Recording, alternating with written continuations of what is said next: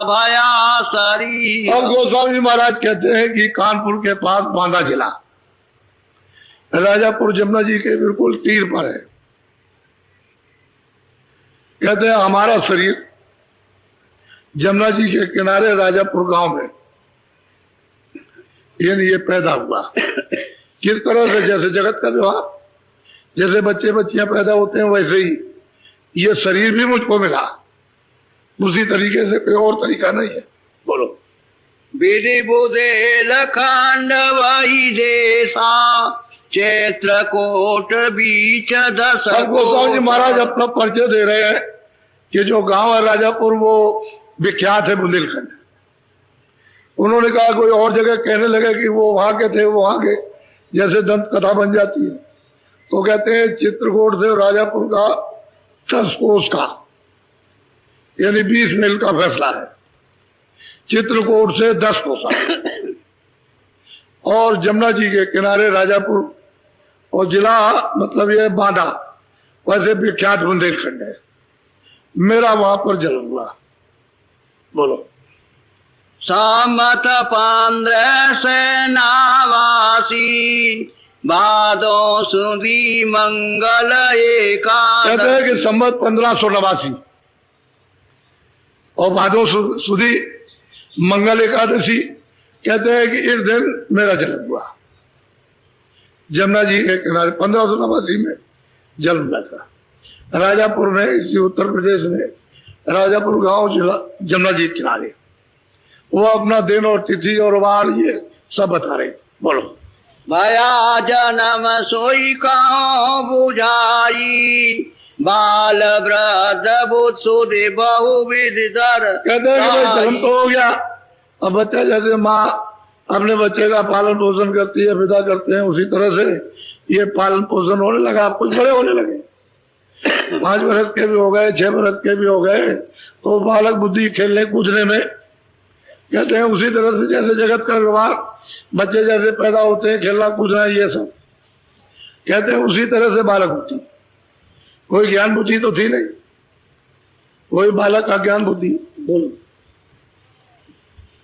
तेरी भरत भाव मन राता बेदे बेदे रीत चेत से उस समय पर मुसलमानी राज था। 1589 में मुसलमानों का राज था। उस समय पर मतलब है कि लोग समझते थे कि छोटी बच्चियों की शादी कर दी जाए, विवाह कर दिया जाए, तो उनकी बचपन में शादी हो गई, यानी छोटे में शादी हो गई। हालांकि इतना इनको मतलब बोध नहीं था कि शादी का क्या मतलब होता है, लेकिन घर में तो चर्चा होती है, तेरी शादी हो गई, तेरी शादी हो गई, तेरी बहू, तेरी घरवाली वहां रहती है, वहां रहती है। तो जैसे मन बच्चों का होता है वैसे ही कहाँ घर में शादी हो गई, औरों को भी देखते हैं। तो कहते हैं कि हमारा इस तरह से जब लोग कहे तो हमारा मन उधर जाने लगा कि वो कहाँ है, मतलब घरवाली कहाँ है, स्त्री कहाँ है, ये वो अपनी वही बालक बुद्धि। बोलो। ज्ञानहीन रस रंग संग माता कान को भुज बामन। महाराज कहते हैं कि भाई मैं ज्ञानहीन था, मैं संसार के जैसे रंग लोगन होते हैं, जैसे वासना इंद्रियों की, देखना सुनना बोलना, ये कहते हैं कि बस अज्ञान से ही मुझे इसका बोध नहीं था। और मेरी जाति थी काम, ब्राह्मण जाति में कहते, कानपुर जाति थी ब्राह्मण, ये मेरी जाति थी। वो कहते हैं, और वो कैसा था? बोलो। जगत भाव ऊंचा सब भाते कुल अभिमान मान मद मान। कहते हैं कि जगत में बड़ा ऊंचा ब्राह्मणों का स्थान था, और फिर यह कि वो विद्या भी पढ़े थे, सब धन धाम से, सब चीज से संपन्न थे, कोई चीज की कोई कमी नहीं थी, और मान सम्मान बहुत ऊंचा था। ब्राह्मण तो जाति थी, कामकुज थे, और कामकुज जाति को बहुत अच्छा समझते उस समय पर। तो कहते हैं सब प्रकार से, ये नहीं कि किसी तरह की कोई कमी हो घर में, और विद्या तो सभी लोग पढ़े थे परिवार में। बोलो। मोटा मन कछु चीना ज्ञान मते मत रहो माली। अब गोस्वामी जी महाराज कहते हैं भाई मेरा तो मोटा मन था, साथ ही नहीं देता था कोई अच्छी बात सोचे, और ज्ञान के लिए तो बहुत ही मेला था कि ज्ञान किसको कहते हैं, ध्यान किसको कहते हैं, भजन किसको कहते हैं, परमात्मा किसका नाम, आत्मा किसका नाम कहते हैं, कुछ नहीं। बहुत मोटा, अपने आप को कह रहे हैं बहुत मोटा था। और मैं तो अचेत था और चीन आता नहीं था, अपनी सब भी था, जैसी जैसी है सबके सामने सत्य सत्य वर्णन कर रहे हैं। इसमें मिलावट की क्या जरूरत, बोलो। एक विधि चित रहो समारे, मिले कोई संत फिराऊं तिसरा। अब गोस्वामी जी महाराज कहते हैं कि अंदर ये कभी कभी उठता था कि कहीं संत मिल जाए तो मैं उनके साथ रहूं। ये कभी कभी उनके अंदर भावना, कभी उद्वेग, जिसको ज्वार भाटा कहते हैं, मेरा तो जगत के रंग रोगन में फंसा, फिर ज्ञानहीन है, लेकिन उनके अंदर से भाव उठता था कोई संत मिल जाए और मैं उनके साथ हो जाऊं। बोलो। संत साथ मोहिनी का भावे, ज्ञान अज्ञान एक नहीं। फिर वो कहते हैं कि भाई संतों का साथ मुझे बहुत पाता है, बहुत पसंद है, बहुत अच्छा लगता है। ज्ञान अज्ञान में जानता नहीं कि ज्ञान और अज्ञान किसको कहते हैं, अच्छा बुरा किसको कहते हैं, लेकिन इतना भाव है कि अच्छा लगता है, मुझे बहुत अच्छा लगता है। ये वो कहते हैं कि ये मेरी अंदर से मतलब ये उद्वेग होता था कि कहीं मिल जाए तो उनके साथ चला जाऊं। हालांकि किसी चीज की कोई कमी नहीं थी परिवार में, अच्छा कुल था, संपन्न कुल था, सब लोग मान सम्मान से मानते थे, पूजते थे। अब ऐसे घर में उनका जन्म हो गया। बोलो। अब आगे का सुनो विधाना, ताकि विधि कहूं पर। हम गोस्वामी जी महाराज अपने घर में कहते हैं कि भाई जो आगे का क्या हुआ उसको जरा सा मुझसे सुन लीजिए विधि विधान के साथ में, क्योंकि लोगों को तो किसी को मालूम है नहीं है, आपको तो कुछ किसी को पता नहीं, वैसे किताबें पढ़ लीजिए आप, ऐसे कैसे मालूम हो जाएगा। तो क्या आगे का तुम विधि विधान तो सुनो ये क्या हुआ। बोलो। समत 16 से थे 14, का दिन भया अगम का। अब आप पहले समझ लो, संवत 1589 में उनका जन्म हुआ और इनको महापुरुष जो मिल गए वो तो पहले ही मिल गए, पहले ही मिल गए। संवत 16 से 14 वो 11 बरस इसमें जोड़ दीजिए आप, 25 साल में है। अब ये जवानी का समय है, शुरू हो रहा। कहते हैं कि गुरु महाराज ने तो जो बताया था वो तो उन्होंने बताया ही था, लेकिन मेरे साथ जो अगम का सौदा हुआ वो 1614 में। कहते हैं वो कौन सा सौदा हुआ, जरा सुनिए आप। बोलो। सावन सुदी नौमी विधिवारी, आधी रात बई। गोस्वामी जी महाराज कहते हैं कि सावन सुदी थी, नौमी थी, तो मैं बैठ के जो गुरु महाराज ने बताया था वही बैठ के साधना कर रहा था, जो आपको बताई गई वो साधना कर रहा था। अर्धरात में हमारे पास तो वहां कोई था नहीं, मैं अकेला कमरे में, घर ही में था, ये घर ही में। तो साधना तो पहले से कर रहे थे, लेकिन कहते हैं कि अर्धरात क्या हुआ वो अपनी बात बताते हैं। बोलो। बिजली चमक भाई उजियारी, कड़का घोर सोर अति। अब गोस्वामी जी महाराज कहते हैं कि मैं बैठ के जब साधन कर रहा था तो बड़े जोर की बिजली, चम चम चम, बहुत जोर की बिजली। यहाँ ऐसी बिजली नहीं है, यहाँ कितना भी बादल गरजे बिजली चमके कुछ नहीं, बहुत तेज बिजली। ये सूरज उरज का उस बिजली के सामने कोई प्रकाश। कहते हैं बड़ा घोर शोर, बहुत भारी, इतनी यहाँ कोई आबादी में नहीं। कहते हैं कि ये मैंने देखा कि बिजली चमक रही है और बड़ा घोर शोर हो रहा है, सुनाई दे रहा। तो कहते हैं मुझे ये हुआ कि ये क्या होगा। पहले तो उन्होंने ये सब सुना न देखा नहीं था। अब उनको अर्धरात्रि में जब ये हुआ तो कहने लगे ये क्या है कि इतनी बिजली चमकी, सब उजाले हो गया, सब चारों तरफ उजाले ही उजाला, प्रकाश के उजाले में सब कुछ। अब ये सूरज और चांद का, तारों का तो उजाला नहीं। और कहते हैं बहुत घोर शोर, बहुत तेज आवाज। बोलो। मन में बहु विधि भर्म समाया, यह अचरज कहो कहाँ से और उन्होंने आया। सोचा कि भाई गुरु महाराज तो दूर है, बता दिया था उन्होंने, मैं उनकी कृपा से कर रहा था, लेकिन ये क्या हो गया एकाएक कि ये क्या चीज है, क्योंकि वो दूर होंगे। तो कहते हैं कि मुझे ऐसा ये हुआ कि क्योंकि हमने तो कभी देखा नहीं था, कभी सुना नहीं था, और ये एकाएक कौतूहल सामने आ गया और देख रहे और सुन रहे। बोलो। रात बीत गई भयउ बिहाना, मन अचरज सोई कहो। तब गोस्वामी जी महाराज नरनारियों ये कहते हैं कि अर्धरात 12 बजे मैं बैठा और कहते हैं बिल्कुल सवेरा हो गया, सूरज निकल आया।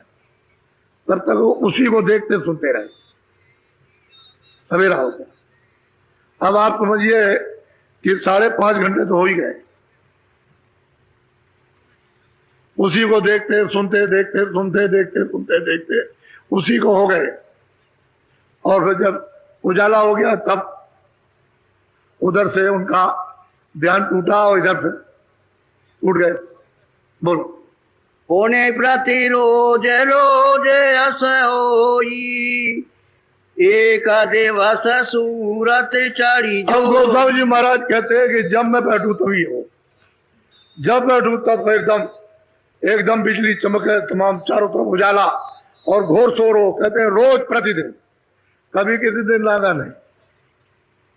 कहते हैं एक दिवस क्या हुआ कि हमारी सूरत ऊपर चढ़ गई। सूरत कहते हैं ये जो बैठी है दोनों आंखों के बीच ऊपर को चढ़ गई, ऊपर चढ़ी तेजी के साथ। ऐसे तेजी से नहीं जाती, बहुत तेज रफ्तार है उसकी, जितनी तेज रफ्तार है किसी चीज की नहीं। तो कहते हैं एक दिवस सूरज चढ़ गया। बोलो।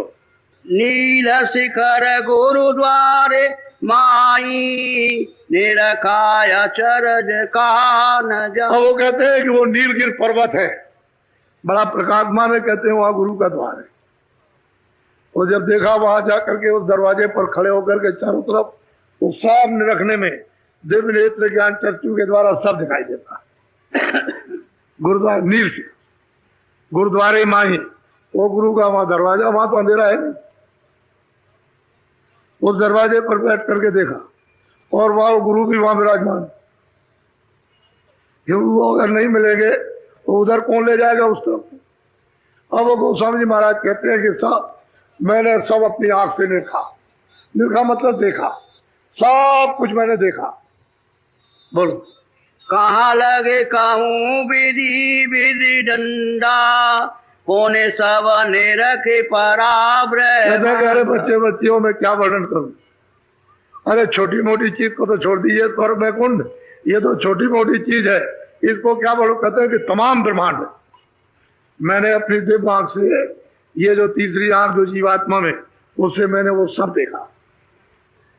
कब देखा? 16 से 14 आध रात। और कहते हैं रोज रोज प्रति होई, रोज रोज कभी नहीं, रोज ही उसको करते करते करते देख करते सुनते देखते एकदम सूरत चढ़ गई। कहते हैं नील गिर गुरुद्वारे मानी, वो नील शिखर है, वो मतलब है गुरु का दरवाजा हो। और वहां जाकर के देखा तो ऐसा वैसा देखा। अब आप कहते होंगे हम रामायण जानते हैं, कभी तुमने पूछा है कि उन्होंने कौन सी साधना की, किसके पास जाकर के साधना की? कभी कुछ नहीं। किससे कहानियों का आपने एकदम से दरिया चला दिया। जो चीज आपको रामायण से प्राप्त कर रही थी वो तो आपने छोड़ दी, और बस लगता है मनोरंजन में फंसते, ये मनोरंजन है। बोलो। गंगा जमुना और तेरा बहनी कमल बमाए सते गुरु की। अब वो कहते हैं कि जब मैं उधर ब्रह्मांड में गया तो मैंने वहां क्या देखा कि तमाम बड़ी बड़ी गंगा जमुना, ये संसार का ये लंबा चौड़ा पार्ट क्या कुछ नहीं है, ये पूरे सारे संसार का, ये तो कुछ नहीं, ऐसे संसार तो उस गंगा जमुना में उस पार्ट में न मालूम कितने अरबों खरबों समा जाएंगे, ये कुछ नहीं। ऐसी बड़ी बड़ी नदियां गंगा जमुना, कहते हैं कि मैंने उस सदगुरु के चरण कमलों में ये मैंने उनको देखा, और बगैर वहां गए हुए कैसे आप पार उतर सकते। वो कहते हैं मैंने देखा, मैंने सब इधर देखा, ब्रह्मांडों को देखा, फिर कहते हैं मैं उधर गया, मैंने बड़ी बड़ी गंगा जमुना, ये कुछ नहीं, ये स्वर्ग बैकुंठ कुछ नहीं, इतनी बड़ी बड़ी वहां गंगा जमुना नदियां मैंने देखी। कैसा निर्मल पानी, बालू का मिट्टी का कहीं रेशा भी नहीं, वहां मिट्टी है ही नहीं, वहां बालू नहीं, कितना निर्मल कि कितने करोड़ों मील नीचे चले जाओ तो मुंह दिखाई देता है, इतना निर्मल, करोड़ों मील नीचे चले जाओ तो मुंह दिखाई देता ऊपरी से। कहते हैं कि ये हमने सब देखा। बोलो। पदम प्रयाग अगम पूर्वासा सते गुरु कांज सुरति पदबा। कहते हैं कि पदम प्रयाग, कहते हैं कि जो यहां आएगा इस प्रयाग में, उस प्रयाग में जब स्नान करेगा, दैविक प्रयाग में जो ब्रह्मांडों के पार है, कहते हैं वो फिर जाएगा अगम पूर्वासा, वो अपने देश में, अपने घर में, अपने मतलब प्रभु के पास जाएगा, बगैर मतलब है कि इधर बगैर कंज में आकर के, यानी गुरु द्वारे पर बगैर बैठे हुए उधर कुछ नहीं देख सकता। गुरुद्वारे पे आएगा तब ये सुलभ होगा, देखना सुनना, इसके पहले नहीं होता। यही से रास्ता जाता है। अब यह है कि तुम अंधेरे में बैठे हो, कूड़ा कचरा पाप उनका तुमने यहाँ जमा कर लिया है, तुम पूरा जमा हो गया, तुम्हारी आंख तुम्हारे कान बंद हो गए, इस वजह से तुमको पता नहीं चलता है कि भाई हमारा आत्मज्ञान और वो आत्म आनंद और ईश्वर का सच्चा मतलब सत्यबोध और सच्ची शक्ति वो क्या है। लेकिन कहते हैं गुरु, ये उनकी कृपा, उन्होंने बता दिया था कि ऐसा करना, ये घर ही में मौजूद है, ये कहीं बाहर नहीं गए, वही राजापुर में साधन कर रहे हैं, वही ये देख रहे बैठ के अपने घर में, कहीं गए नहीं, घर ही में थे। बोलो। यानी 1614 में घर ही में थे, जमुना जी किनारे राजापुर में। बोलो। तीन लोक भीतर सब देखा काओ कहाँ लगे विधि विधि ले। अब गोपाल जी महाराज कहते हैं भाई तीन लोग, ये मृत लोग, फिर स्वर्ग वैकुंठ ब्रह्मांड लोग, कहते हैं कि अलग अलग क्या वर्णन करें, इतना कागज और स्याही है नहीं कि जो अलग अलग विधि विधान से वर्णन कर दिया जाए, क्योंकि वो चीजें तो यहाँ है नहीं। कहते हैं मैंने सब देखा अपनी आंख। आप कहते हो किसने देखा, वो किसने पाया, किसने देखा। बोलो।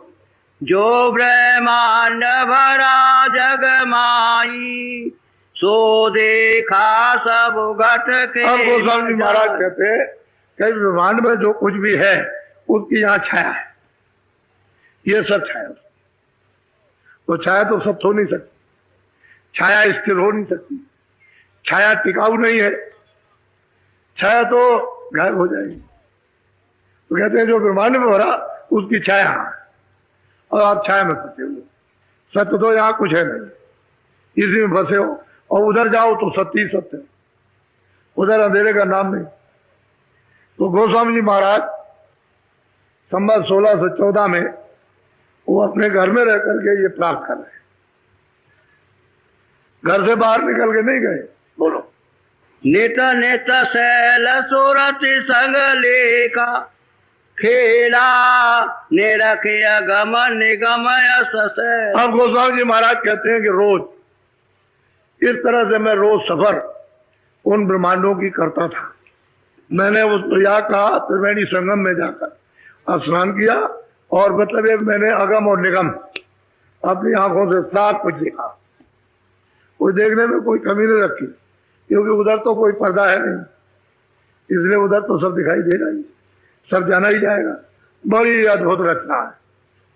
साधकों के लिए अगर तुम सीधे हो जाओ तो क्या देर लगती है, फिर तुम्हारा प्रेम ही नहीं महापुरुषों से। और वो क्या कहते हैं कि मैं ये मेरी इच्छा होती थी कि उनके चरणों में लगा रहूं, छोड़ के कहीं न जाऊं, और वही सबके करता धरता है, जो कुछ करेंगे वही।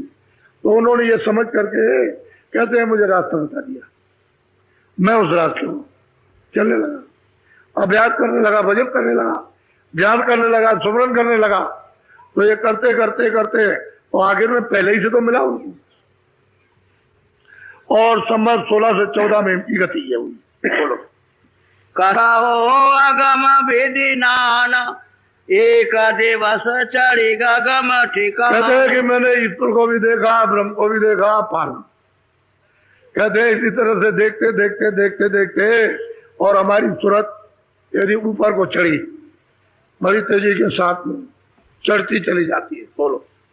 वहाँ की शैल चोज कछु भारी आंड खांड ब्रह्मांड से। अब गोस्वामी जी महाराज कहते हैं कि भाई न तो ये मृतलोक है, न वो अंडलोक है, न वो ब्रह्मांड है, उससे परे वहां की चौज मौज आनंद शक्ति ज्ञान लीला तरह तरह की, मतलब किस किस तरह के ऐसे बड़े बड़े शहर, ऐसे तुम्हारे यहाँ अरबों खरबों शहर, उसमें ये तमाम पूरा देश समा जाए। आपने देखा, हम उनसे बैठे जाकर जहां से आए थे